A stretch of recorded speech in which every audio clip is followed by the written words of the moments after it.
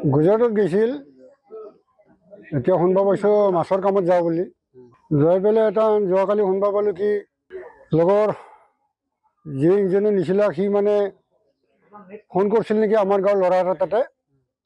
সেই ল'ৰাজনে সন্ধিয়া 6টামান বজাত খবৰ দিবলৈ আহিছে আৰু কি, যে তোমালোকৰ অমুকে ডেট মেডিকেলত এনেকৈ ভৰ্তি কৰিছিল, কিন্তু জবাব নাই আৰু কি, ডাক্তৰে ডেট বুলি কৈছে।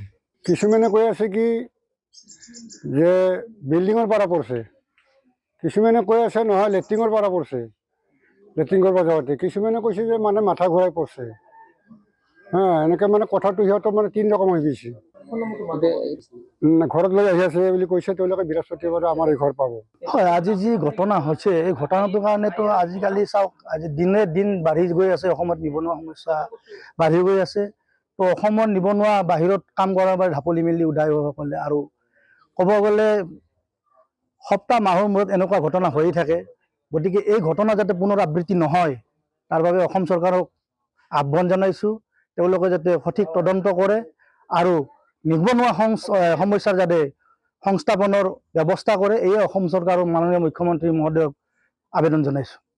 আজিৰ ঘটনাটো বুলি ক'লে আমাৰ এই 2 নং বেনীবাৰী গাঁৱৰ শ্ৰী বীৰ দাসৰ কনিষ্ঠ পুত্ৰ প্ৰাণজিৎ দাস, তেওঁ আমাৰ কাষৰ মধুপুৰী গাঁৱৰ শ্ৰী নয়ন দাসে লগ ধৰি কিনে মানে প্ৰথমবাৰৰ পৰা তেওঁ ওলাই গৈছে। প্ৰাণজিৎ দাস এনে তেওঁ মিস্ত্ৰীৰ লগত দিন হাজিৰা কৰে বা ধাবাত কাম কৰে, তেনেকুৱাকৈ চলি আছিলে।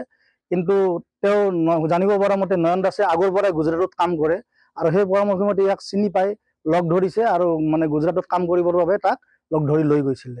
তো হঠাৎ ফোনত যোগাযোগ হৈ আছে দেউতাকৰ লগত, দেউতাকতো ইমান নাজানে একো। তো দেউতাকে ফোনত কথা পাতিলে কেতিয়াবা তাৰ সি অসুবিধা পাই আছে, সোধে, সি কয় যে তাত যিবিলাক কাম কৰা ৱৰ্কাৰ্ছবিলাকে তাক মানে মিছবিহেভ কৰে, সি অলপ অশান্তি পাই আছে।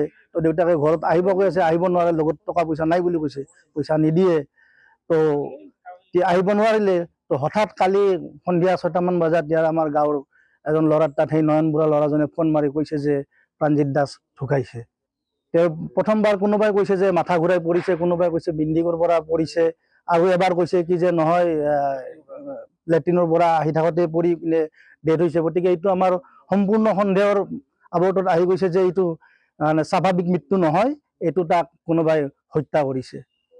এই হত্যাৰ মানে আমি উচিত তদন্ত বিচাৰিছোঁ। এখেত দেউতাকে আমাৰ হাউলি পৌৰ নিগমৰ চাফাই কৰ্মী হিচাপে কাম কৰিছিলে, কিন্তু এতিয়া তেওঁ অৱসৰ বয়স হৈছে, তেওঁ ঘৰতে থাকে।